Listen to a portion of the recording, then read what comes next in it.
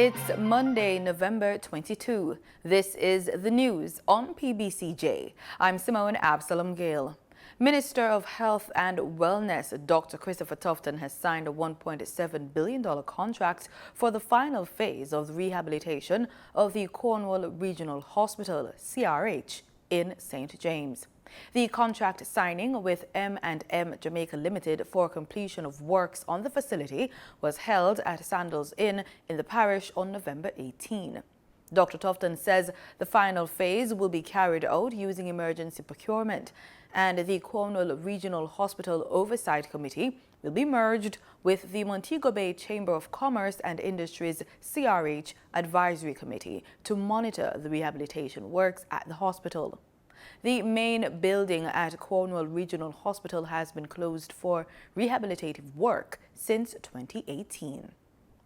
The Senate has approved the National Identification and Registration Act. The move will see the establishment of a voluntary and secure National Identification System, NIDS, for Jamaica. Under the NIDS, Jamaicans will be able to utilize a new single ID, which will be protected by strong security and private networks. Piloting the bill, Minister of Foreign Affairs and Foreign Trade Senator Kamina Johnson-Smith said the legislation has been a long time coming. Senator Kamina Johnson-Smith says the legislative framework for NIDS has been strengthened and improved and will now recognize and protect the right to privacy of an enrolled individual. And this is because it's going to attach the biometric ID. So not only would you have a card, but the card will be protected by the fact that you're uniquely identified by your fingerprint, by your face, your digital image, which will also reduce the risk of identity theft. And this is something that's being experienced all over the world, countries with social security cards, but they're not protected by biometrics.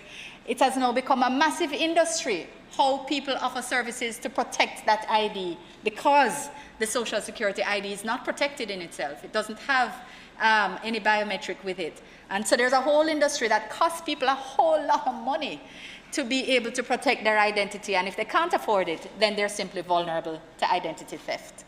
Senator Johnson-Smith says once NIDS comes into effect, Jamaicans will no longer have to register multiple times with government agencies to do business.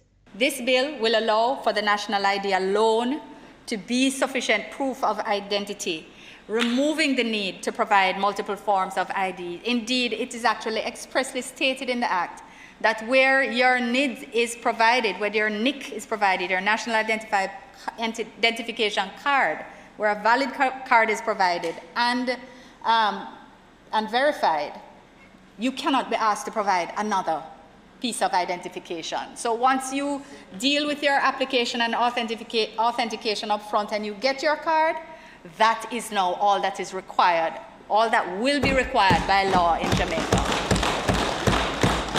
She says NIDS will provide a comprehensive and secure structure to enable the collection and storage of identity information and improve the structure of the National Identification and Registration Authority. It will strengthen the organizational and governance structure of the authority, and it will ensure that penalties reflect the gravity of the offenses created under the legislation. It will ensure that there is strong independent oversight of the authority, and it will ensure that a comprehensive enabling structure exists to facilitate the implementation of the NIDS. Most importantly, or as importantly, this legislation expressly requires the encryption of personal information and compliance with international best practices for information security. The existing tax registration number, TRN, will be used as the unique 9-digit identification number on the new card. The livestock sector is a source of livelihood for many farmers. It is also an important part of Jamaica's food security. As the government seeks ways to expand the production and productivity of the livestock sector and improve the life of livestock farmers, Minister of Agriculture and Fisheries Int'l Shaw launched a national livestock genetic improvement program. Marlon Samuels has more in this report.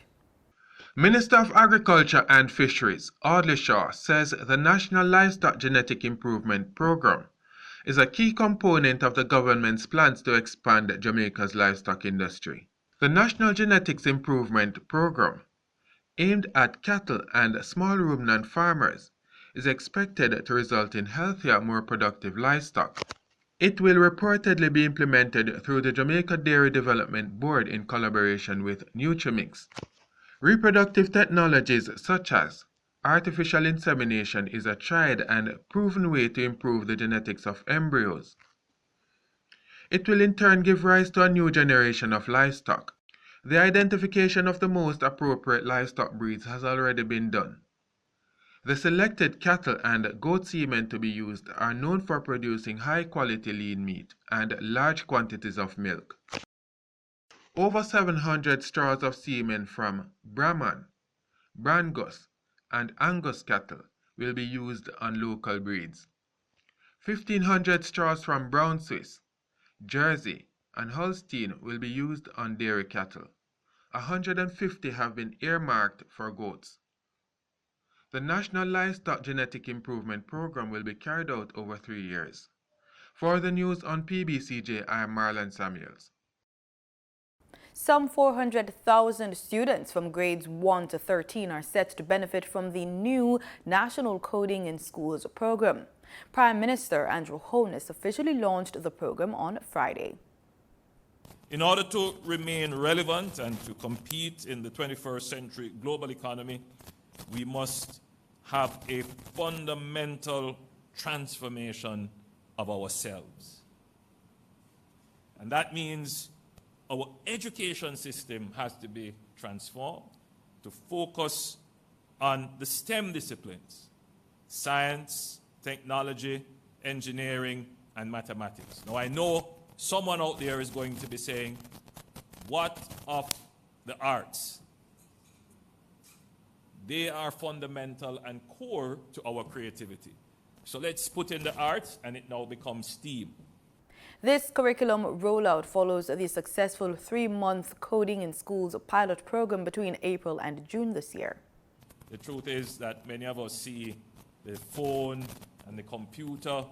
We see them as some as toys and some as appliances. And we look at the consumption value, but we rarely see them as tools of production and creation. And that is the mental shift that we want, and we believe that by bringing in our kids early into coding, it will demystify the technology, and they won't just see it as a form of ostentatious consumption, that they want the best brand phone because it shows their ability to afford it. But we want them to see the phone as something that they could deconstruct and, who knows, maybe create it differently. That's the idea behind what we're doing here with introducing coding into schools. For year 1 of the program, Digital Jamaica has partnered with Amber Group with cash support of approximately 27 million Jamaican dollars. So Jamaica can become the Silicon Valley of the Caribbean. There's nothing stopping us other than our own perspective of ourselves. That's the only limit, really. So digital literacy is critical to achieving this vision and is increasingly being viewed as an essential component of modern Jamaica. Several countries globally have integrated coding into their K-12 education curriculum. India, obviously, has led the way in that, and it has now become almost a cultural thing where Indian parents want to ensure that their children leaving school are doing well in the language of instructing machines. Minister of Education, Youth and Information, Favour Williams, says the collaboration with Amber Group and Digital has allowed the government to begin to close the technological and digital gap and achieve a much higher level of employment and productivity. The objective of the program is to develop skills such as logical and critical thinking, problem solving, collaboration, teamwork, mathematics, and to instill confidence in students through coding. To support this, a coding/computer applications class will be incorporated in the regular school curriculum. As you know, rapid technological advances are changing the way we live, work, and play. And as such, we have a responsibility to prepare our students for our increasingly interconnected and tech-driven world. It's World Antimicrobial Awareness Week, and health authorities are working to increase antimicrobial resistance awareness and encourage best practices among the general public, health workers, and policymakers to avoid the emergence and spread of antimicrobial resistance in the future. Antimicrobial resistance, AMR, occurs when bacteria, viruses, fungi, and parasites change over time and no longer respond to medicines, making infections harder to treat. We'll hear more in the following report from a recent JIS think tank. Spread awareness, stop resistance, handle antimicrobials with care. That's the theme of this year's World Antimicrobial Awareness Week. There are concerns that antimicrobial resistance is making it difficult to treat animals against diseases, and that could affect our food source. Speaking at a recent JIS think tank, Senior Veterinary Specialist at the Ministry of Agriculture and Fisheries, Dr. Susan McLennan-Miguel, explains the significance of the issue. Scientists estimate that more than 6 out of every 10 known infectious diseases in people can be spread from animals, and 3 out of every 4 new or emerging infectious diseases in people come from animals. We need antimicrobials to treat, prevent, and control animal diseases, because if we do not, we will lose in our livestock to these diseases. And of course, livestock provides our animal protein. FAO indicates that 34% of global protein supplies comes from livestock. Without action to be taken now, by 2050, FAO reports that the global economy may lose more than $6 trillion annually US dollars because of antimicrobial resistant issue. Nearly 4% of gross domestic product will be affected. And in just 10 years, 24 million more people may be forced into poverty due to the antimicrobial resistance issue. Dr. McLennan-Miguel also notes that the Ministry of Agriculture and Fisheries is trying to strengthen its approach to antimicrobial surveillance, monitoring, and testing here in Jamaica. The monitoring programs are regular programs we do have that are continuing. They want to talk about the 6-year plan is a new adventure in terms of a surveillance program that is one of the components in our National Action Plan. So we are still going to be strengthening our lab support, and that is ongoing. And with that, we want to expand also our residue program. So we want everybody to be on board. We may have been taking just a few samples out there, but now that you understand the extent of what we're looking at, we have to take it in portions.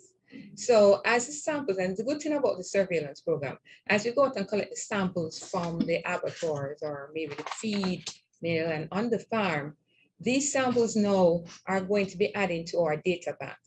And so it will expand to the other parts of our programs that are there. Remember, we have 3 programs coming out of this. We are collecting the samples. We are testing the samples, both for the resistant pathogens and also for any antibiotic residues or any other chemical or pesticide contaminants in the feed. And then the third thing now is the intervention, which is where we now will have to work with our partners out there to see if we can actually change people's behavior and increase good agriculture and hygiene practices on the farm. PAHO's advisor for health services, Dr. Valeska Stempleo, explains another way that antimicrobial resistance is linked to human activity. We as a user, as a patient, we also play a role to completing our treatment to make sure that, we are not giving the opportunity for those bacteria to become resistant. And other important aspect is do not share antibiotics.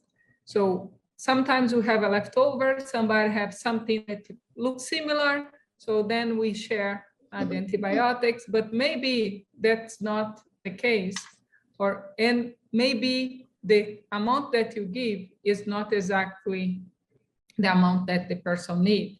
World Antimicrobial Awareness Week began on November 18 and has been marked with a series of activities to increase awareness and understanding of global antimicrobial resistance through effective communication, education, and training.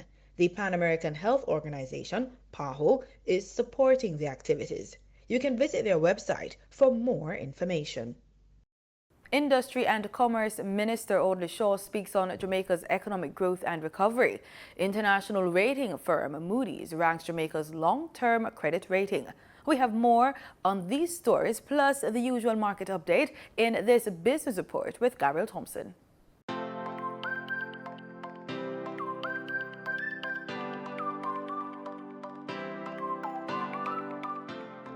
Industry and Commerce Minister Audley Shaw is optimistic about Jamaica's economic growth and recovery. Speaking Wednesday on day one of the Jamaica Promotions JAMPRO's Virtual Investment Conference, the minister announced that the country is now in a V-shaped economic recovery. This as the island recorded a gross domestic product GDP growth of 14.2% in the second quarter of 2021. In a V-shaped recovery, the economy suffers a sharp period of economic decline followed by a strong recovery. A V-shaped recovery is characterized by a quick and sustained recovery in measures of economic performance, making it a best-case scenario following a recession. Minister Shaw says the local economy is benefiting from the implementation of an economic reform program. Jamaica's economy has and continues to benefit from the successful implementation of an economic reform program which resulted, prior to the pandemic, in entrenched macroeconomic stability evidenced by relatively low unemployment and single-digit inflation rates, a declining debt-to-GDP ratio, and 7 consecutive years of economic growth. Citing GDP growth projections by the International Monetary Fund IMF of 1.5 and 5.7% in 2021 and 2022 respectively, Minister Shaw says the economy is picking up pace. As it relates to our macroeconomic performance, as measured by growth in real GDP, Jamaica grew by an compounded average growth of 1% per annum for the period 2015 to 19. This is compared with an average growth of 0.76% for the Latin America and the Caribbean region. The industry minister also dubbed Jamaica the business hub of the Caribbean, lauding the island's favorable investment climate. Jamaica's long-term credit rating and local currency debt are rated B+ by international rating firm Moody's. We are ranked in the 2020 Doing Business report of the World Bank as the 6th easiest place to start a business, the 12th easiest for getting credit, and the best Caribbean country for doing business. The country also had the top performing stock market globally in 2015 and 2018, as ranked by Bloomberg. JAMPRO's Explore Do Business Jamaica Virtual Investment Conference 2021 was held on November 17 and 18. For the Business Report on PBCJ, I'm Gabriel Thompson. In foreign exchange trading for Friday, November 18, the US dollar sold for an average $156.86. The Canadian dollar ended trading at $124.06. The pound sterling traded for $211.83, and the euro sold for an average $178.02. In Friday's trading session, the JSE Combined Index declined by 6,067 points to close at under 400,000 units. Overall market activity resulted from trading in 93 stocks, of a 28 advanced, 51 declined, and 14 traded firm. The junior market index declined by 10 points to close at over 3,000 units. Stocks advanced for 138 Student Living Jamaica Limited, Access Financial Services Limited, and AMG Packaging and Paper Company Limited. Stocks declined for Barita Investments Limited, Blue Power Group Limited, and Caribbean Cement Company Limited. Trading firm were 1834 Investments Limited, Community and Workers of Jamaica CCU Deferred Share, and Epley 7.5% Preference Shares. Caribbean Cement Company Limited was the volume leader with over 1.3 million units, followed by Lumber Depot Limited with over 1.3 million units, and Wigton Wind Farm Limited ordinary shares with under 1 million units. In market data for oil, prices rose on Monday but remained under pressure from rising COVID-19 cases in Europe and a potential release of Japanese oil reserves, raising concerns about oversupply and weak demand. Prices of the Brent and West Texas Intermediate crude benchmarks fell more than 1% in early trading, hitting their lowest since October 1. Brent crude futures were up 31 cents or 0.4% at $79.20 a barrel. West Texas Intermediate crude gained 34 cents or 0.5% to $76.28 a barrel. And on that note, we close this Monday edition of the Business Report Inside the News on PBCJ. I'm Gabrielle Thompson. Pleasant viewing. In regional news, despite the good intentions of the Ministry of Education, Grenada's Union of Teacher President Jude Bartholomew says the return to face-to-face learning has not been without its challenges. Face-to-face learning Phase 1 commenced on November 1 and Phase 2 on November 15, which saw an increase in the number of students within physical classrooms. According to Education Minister Emily Pierre, teachers were included in the consultations before the decision was made for face-to-face learning to resume. However, GUT President Jude Bartholomew has hinted otherwise, as he pointed to several challenges which have arisen since the return to physical classrooms. The return to face-to-face learning and teaching was specifically targeted to students left behind due to their inability to participate in online classes. One of the issues Bartholomew says teachers are facing is balancing sessions with students on site and those online. So it means now the teachers have to go back now and try to remedy that problem by developing strategies then now to teach the children separately and those are face-to-face, and at the same time try to bring along, because it seems what will happen, the children online will be bored because they will be doing the same thing over and over again. He said maintaining the 6-feet protocols have also been a challenge due to the size of the classrooms, an issue that has surfaced in some schools and districts. Bartholomew said is inconsistencies in the dissemination of information from some district education officers. But there are others who just want to dictate and to tell the schools and principals and even teachers that they have to come to school every day, that they have to bring all the children at the same time. And that is not what the PS said. That is not what the Ministry of Education said and such. And all those things are creating more problems and pressures for principals. The Ministry of Education have given the directive that parents await guidance from principals during Phase 2. The union leader added that dysfunctional devices and students lacking the required books have made the job harder for teachers. So when you teach online and you teach your children and you say, well, okay, turn to page, because there is no thing in the software such on the tablet to say, well, that is what the Ministry of Education and the government said at the beginning, that they were going to have basically the software and everything like books designed in the tablet so the children could use. There is no such thing. I am Gerard Joseph for GBN News. In sports, President of the Jamaica Football Federation, Michael Ricketts, is now Vice President of the Caribbean Football Union.